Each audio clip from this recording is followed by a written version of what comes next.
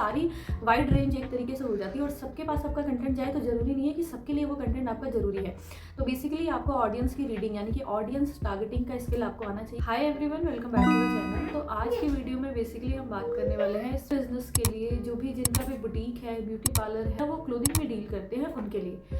इस वीडियो में हम मेनली जानेंगे कि जो भी हमारी ऑडियंस है उसको किस तरीके से हम टारगेट कर सकते हैं, किस तरीके से हम जान सकते हैं कि कौन सी हमारी ऑडियंस है। क्योंकि आज के टाइम पे सिर्फ कंटेंट बनाना ही मार्केटिंग का काम नहीं है, हमें हमारी ऑडियंस तक हमारी चीज़ें जाए, हम जिस भी चीज़ में डील कर रहे हैं वो राइट ऑडियंस तक जाए, वो बहुत इंपॉर्टेंट होता है। मान लीजिए कोई बेबी के ब्लैंकेट में डील कर रहा है कोई भी ब्रांड, तो उसकी जो ऑडियंस होगी वो न्यू पेरेंट्स होंगे, भी पेरेंटिंग में कंटेंट देखते होंगे, न्यू मॉम्स होंगी, वो सारी उनकी ऑडियंस। तो अपने ब्रांड के लिए कंटेंट जब भी आप बनाएं तो ये जरूर ध्यान रखें कि आपकी ऑडियंस की एज क्या है, उनका इंटरेस्ट किस चीज़ में होगा, आपकी ऑडियंस मेल है, फीमेल है, किस तरीके की है, उनकी एज क्या है। तो ये सारी चीज़ें हम मेटा एड्स जब रन करते हैं उसमें भी हमें बहुत अच्छी तरीके से इन चीज़ों के बारे में नॉलेज होनी चाहिए कि हमारा जो भी प्रोडक्ट है उनकी राइट ऑडियंस क्या है, कि हम उन तक अपना प्रोडक्ट पहुंचा सके। क्योंकि देखिए सारी रेंज एक तरीके से हो जाती है और सबके पास आपका कंटेंट जाए तो ज़रूरी नहीं है कि सबके लिए वो कंटेंट आपका ज़रूरी है।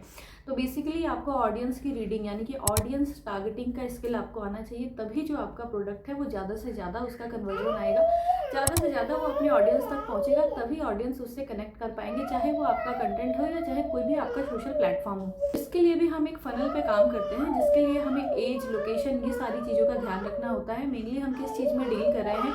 ऑडियंस टारगेटिंग के बाद हमारा आता है जो भी हमारी कोल्ड ऑडियंस होती है, वो ऑडियंस हमारी कोल्ड ऑडियंस होती है जो कि हमारे ब्रांड के बारे में नहीं जानती है। उन तक हमारा पहले तो ब्रांड अवेयरनेस करना होता है।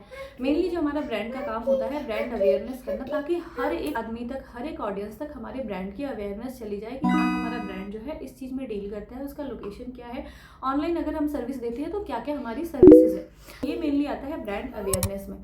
उसके बाद का जो हमारा टर्म होता है वो होता है हमारी जो ऑडियंस हमें जान चुकी है, जिसने कभी भी हमारे कंटेंट पे इंटरेस्ट दिखाया, तो वो हमारी वार्म ऑडियंस हो जाती है, जिसके लिए हमें उनको रिमाइंडर भेजना होता है, उनको अपने प्रोडक्ट के बारे में और से और जानकारी देनी होती है, डिस्काउंट अपना दिखाना होता है, हमारी क्या जो भी आने वाली हमारे ऑफर्स वगैरह हैं वो सारी चीज़ें आपको उनको शो करानी होती है। उसी को हम व्हाट्सएप रिमाइंडर, आप इंस्टा पे रिमाइंडर भेज सकते हो, डीएम उनको कर सकते हो। तो ये बहुत ही इंपॉर्टेंट मार्केटिंग स्किल्स है जो आपको आनी ही चाहिए। अगर आपका स्मॉल बिजनेस है तो आपको स्टार्टिंग में ये सारे टिप्स फॉलो करने चाहिए, ताकि जो भी आपकी रीच है वो बढ़े।